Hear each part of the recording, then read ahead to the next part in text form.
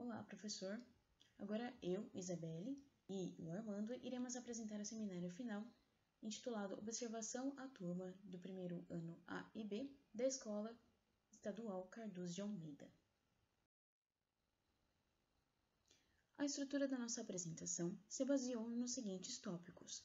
O primeiro deles é a caracterização do ambiente escolar, bem como a localidade da escola, quais são os públicos atendidos por ela. Além disso, o professor responsável pela disciplina de Biologia, direcionada ao ensino médio. Além disso, nós temos a caracterização da coordenação, bem como os dias e as datas e os períodos de desenvolvimento das reuniões pedagógicas e ATPCs. Além disso, nós caracterizamos também as turmas que tivemos maior foco para o desenvolvimento dessa observação, e bem como as plataformas utilizadas tanto para o desenvolvimento da disciplina de Biologia, quanto as plataformas utilizadas para o contato com os alunos e também o desenvolvimento das atividades. Nós apresentamos, depois da caracterização, um objetivo norteador da nossa observação, que será apresentado com mais detalhes posteriormente. Além disso, empregamos o desenvolvimento de um material e método, como um questionário voltado mais para a realidade do professor, sendo que ele está em contato com esses dois ambientes, tanto o desenvolvimento das atividades quanto uma perspectiva direta dos alunos. E proveniente, então, desse questionário, obtivemos respostas que nos ajudou a caracterizar e observar o contexto vivenciado presencialmente e digitalmente por esses alunos, em relação tanto à sua perspectiva sobre a facilidade da utilização dessas plataformas e principalmente ao contexto de saúde mental que esses alunos realmente estão vivendo atualmente, já que é um ponto muito importante a ser levado em consideração, já que esses alunos eles vivem em um contexto de precisar e necessitar de uma assistência maior, bem como o auxílio dos seus familiares e a sua realidade que estão passando nesse momento. Por fim, o professor, através também de algumas observações e os tópicos presentes nas reuniões pedagógicas, nós conseguimos também ter uma perspectiva maior sobre não somente das turmas que nós trabalhamos, como a turma do ensino médio A e B, mas também como um contexto dos alunos de outros professores e de outras disciplinas também. E, por fim, nós apresentamos as referências bibliográficas empregadas nesse estudo. A escola que escolhemos para fazer esse período de observação foi a Escola Estadual Cardoso de Almeida, conhecida como ECA. Essa escola está localizada, então, na Praça Professor Pedro Torres, no centro de Botucatu. Essa escola também ela comporta os ensinos fundamental 1, 2 e ensino médio, além de algumas classes possuírem ensino especial. Como um todo, a contabilização dos estudantes atendidos por essa escola é de 1.094 estudantes. O professor responsável pela disciplina de Biologia, sendo ministrada para o ensino médio, é o professor Pablo. Esse professor, ele, além de nós, eu e o Armando, possuíam mais 14 outras estagiárias e estagiários do PIBID, 2 estagiários e estagiárias da residência pedagógica e 2 do programa Paulo Freire. Além disso, a professora que direcionava, em sua maioria, as ATPCs ou reuniões pedagógicas, compondo então a coordenação e a supervisão de todas as reuniões que eram ministradas, era a professora Dora Alice. Todas as reuniões pedagógicas e ATPCs aconteciam todas as quintas-feiras em ambos os períodos, tanto manhã quanto à tarde, sendo que mantinham os mesmos focos de discussão, como o repasse de alguns estudantes em relação às atividades da semana, ou até mesmo a colocação das notas nas plataformas, ou até mesmo na secretaria, na SEDUC, que vai ser explicado mais posteriormente.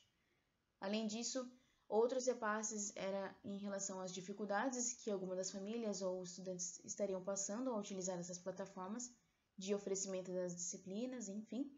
Além disso, alguns repasses também da família sobre a relação que muitas vezes a coordenação tinha em contato ao entregar o material impresso que eram elaborados pelos docentes ou pelas docentes. O professor Pablo sendo responsável pela disciplina de Biologia para o ensino médio, possuíam ao todo 266 estudantes devidamente matriculados no ensino médio, mais precisamente no primeiro ano do ensino médio, sendo que esses 266 estudantes eram subdivididos nas suas respectivas turmas, enumeradas de A a F, sendo que a turma A possuía 42 alunos, a turma B 45 alunos, a turma C 44 alunos, a turma D 42 alunos, a turma E 47 e a turma F 46. Aqui nós queremos chamar a atenção que as duas turmas que eu e o Armando tivemos como prioridade de observação foram as turmas A e B, do primeiro ano do ensino médio. Nós não tivemos o retorno em relação à quantidade de alunos em educação especial nessa turma ou nessas turmas, então essa informação acabou ficando como um extra. Bom, as plataformas utilizadas pela nova configuração do ensino foram as plataformas digitais. A primeira delas é o canal do YouTube do Centro de Mídias, que focalizava então e concentrava todas as aulas, todas as disciplinas e todos os conteúdos que seriam destinados então às turmas e às escolas. Nessa plataforma do YouTube havia então cada playlist, cada aula, cada conteúdo, havia então uma playlist designada, sendo que, como você pode perceber na figura 2, uma playlist desenvolvida para a creche e a pré-escola, tanto para o ensino fundamental, mas também o ensino fundamental 1, 2, ensino médio, e também tinha alguns conteúdos voltados para o ensino especial. Além desses conteúdos voltados, mais precisamente para as escolas, havia também aqueles conteúdos voltados para os professores, como o chamado as disciplinas eletivas, mas além dos conteúdos extras também. Aqui eu gostaria de destacar, tiveram 3, mas além dos 3 que eu cheguei a observar, mas os que me chamaram mais atenção, foi as eletivas, uma nova configuração para o ensino especial, e mais especialmente a nova reformulação, uma nova perspectiva em relação ao futuro do ensino, sendo que o professor Marcos Neves ele foi convidado para dar essa palestra, para ter esse bate-papo, e lá ele, por ser um docente e um professor do ensino público, mas também vinculado ao ensino privado, que está na Harvard School, e lá ele está aprendendo, fazendo um doutorado e um pós-doutorado, voltado para essa nova configuração do ensino e também aprender e ter uma perspectiva sobre o que acontecerá no futuro.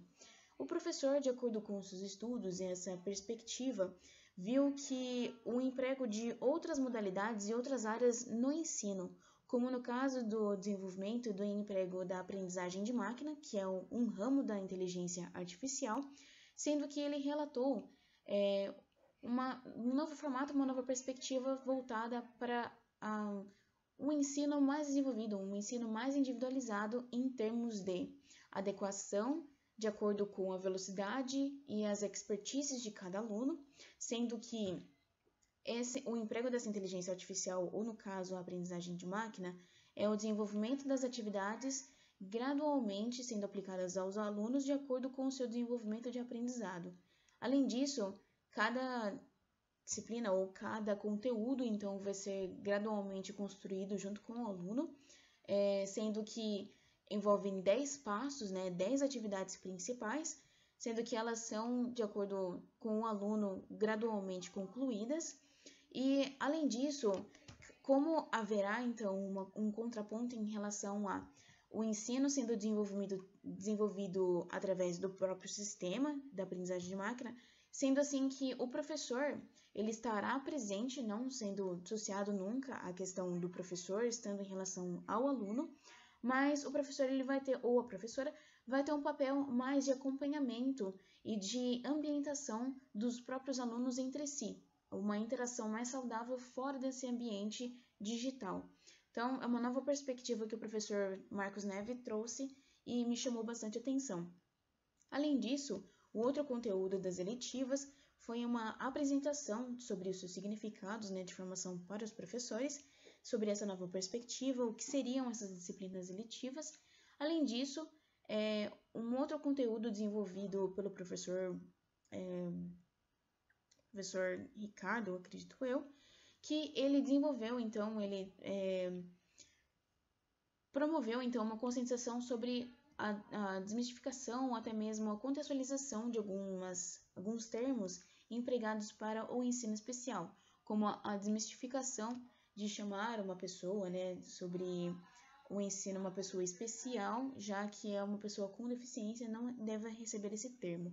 Além disso, uma difusão do conhecimento sobre todos os tipos de deficiência que são encontrados dentro do ambiente da escola, mas também além desse ambiente englobando várias outras pessoas e várias outras deficiências. Foi muito interessante. Além da plataforma do YouTube, mais precisamente do canal do Centro de Mídias da Educação do Estado de São Paulo, houve uma outra plataforma, que é a Secretaria da Escola Digital, também conhecida como SEDUC, e nesse caso, essa outra plataforma também foi utilizada para o desenvolvimento das atividades, já que nessa plataforma houve uma concentração de todos os materiais, assim como as atividades que seriam estipuladas para todas as turmas. No caso, aqui não somente os alunos tinham a possibilidade de acesso, mas também a família, os familiares e responsáveis e o professor também. Uma das questões também que eram bem pontuadas durante as reuniões pedagógicas e ATPCs foi a questão da professora Doralice sempre estar lembrando os professores de estarem em constante colocação das notas, frequências e outros tipos de comprovação da frequência dos alunos, voltadas de acordo com o desenvolvimento das atividades. Outra informação importante sobre essa plataforma, ou até mesmo do desenvolvimento das atividades, é que quando uma atividade ou uma aula era postada, não havia um período de entrega, não havia um prazo de entrega. Então, deixando esse período bem a par em relação à cobrança dos professores e da própria escola. Como citado anteriormente, então o professor Pablo, ele utilizava-se sim das plataformas que eram o foco do desenvolvimento da sua disciplina, ou no caso, o canal do Centro de Mídias da Educação de São Paulo e a Secretaria Digital da Educação, e nesse caso ele complementava a sua disciplina de Biologia de acordo com o emprego das atividades que ele disponibilizava ou através do Google Class, ou para as pessoas que eram menos favorecidas, né, e que não tinham acesso à internet com tanta frequência, disponibilizava esse material impresso na escola. Uma das questões que o professor também pontuou foi que os alunos, de acordo com a comparação, acredito que o Armando vai falar isso mais posteriormente, mas uma questão que o professor pontuou foi a diminuição na frequência da realização das atividades, do engajamento dos alunos em relação tanto a participação nas aulas, quanto na devolutiva dessas atividades que ele empregava. Bom, focando então nessas questões apresentadas anteriormente, outro foco que sempre a professora Doralice pontuava nas reuniões pedagógicas e ATPCs era a relação que os alunos não apresentavam tanta motivação para a realização da atividade, e não era somente na disciplina de biologia, mas também era uma constante nas outras atividades e outras disciplinas também. Então, tendo como objetivo a nossa relação principal com o professor Pablo, foi o desenvolvimento e a observação dessa questão da saúde mental desses alunos, também do professor Pablo, visto que essa baixa frequência na interação e no desenvolvimento dessas atividades situado, além disso, complementando as relações e os repasses que a professora Doralice fazia nas ATPCs, nas reuniões, era realmente uma questão dos pais também não terem uma familiaridade, mas esse é um ponto que nós não vamos se ater, já que não é o nosso objetivo. Sendo assim, nós, mediante essa realidade da escola, dos professores, desse novo formato do ensino, nós também levamos em consideração o estudo observacional, tendo como objetivo relatar essas vivências essas diferenças da perspectiva que o professor teve em relação ao ensino presencial nos anos anteriores para esse contexto atual e de acordo com essa nova realidade. Como nosso foco principal foi ter uma perspectiva de saúde mental, já que a SEDUC não tem um tempo limite para o desenvolvimento das atividades, né, tempo limite para a devolutiva das atividades, então nós atendemos essa perspectiva de saúde mental. Nós, através de um questionário, desenvolvemos então e direcionamos ao professor Pablo, já que ele é o professor responsável pela disciplina, pela turma, e também está em contato com essas duas realidades, tanto a realidade dos alunos quanto a realidade da escola. Mas também uma questão voltada desse questionário foi para a própria avaliação do professor em relação ao que ele estava sentindo de diferença nesses dois contextos, como estaria a autoavaliação dele sobre a sua saúde mental nesse contexto atual. E para isso, nós desenvolvemos então um questionário contendo as seguintes perguntas: quantos alunos estão matriculados na turma? Quantos se encontram ativos e participativos na disciplina? Quais as principais temáticas que estão sendo abordadas? Qual é a plataforma que ele está utilizando, né? E se haveria ou está havendo a disponibilização de material impresso, como uma forma alternativa também de englobar as pessoas menos favorecidas. A pergunta 5. Em algum momento, se você já foi procurado por algum aluno ou familiar sobre alguma dificuldade relacionada aos estudos? Se sim, qual? Como está a sua autoavaliação em relação à sua própria saúde mental? E se houve algum tipo de alteração, intensificação, ausência, enfim.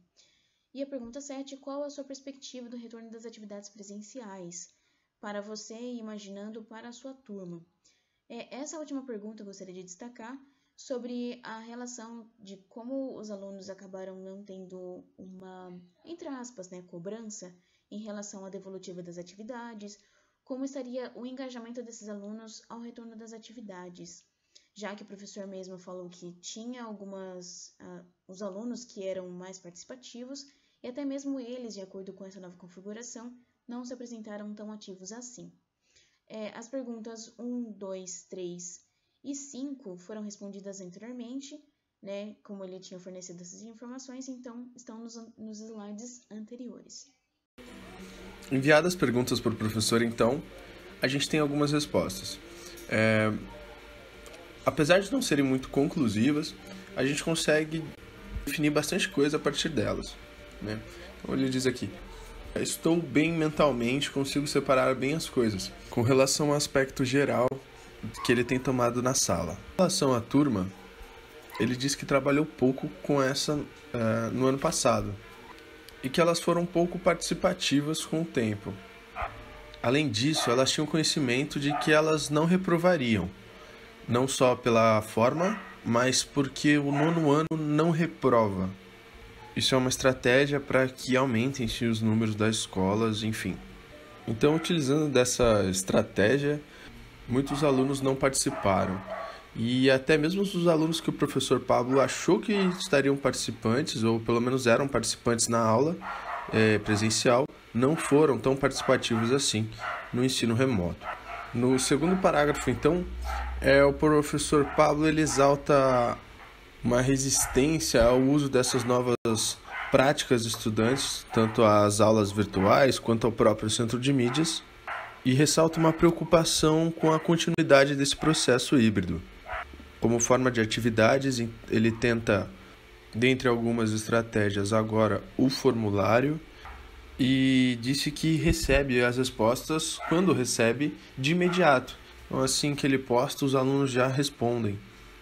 E disse que se sente mal por preparar uma aula rasa e simples, com a impressão de que está fazendo pouco do trabalho que ele poderia estar fazendo presencialmente.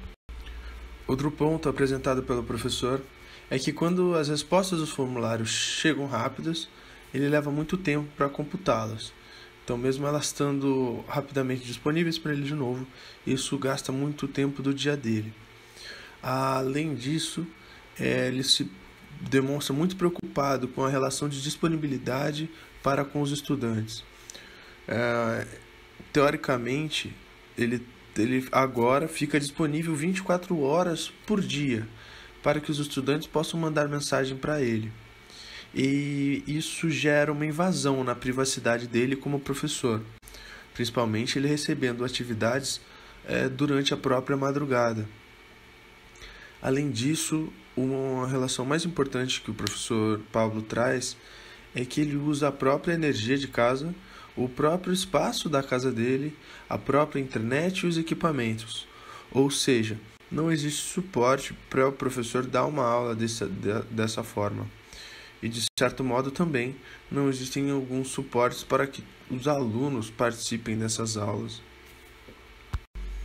Tendo sempre o aluno como foco dos nossos estudos e como porta de resultados para a educação que chega na escola e que dela sai de alguma forma, todos os estudantes estão passando por um momento de complicações, seja na sua vida pessoal ou profissional, e com certeza estudantil.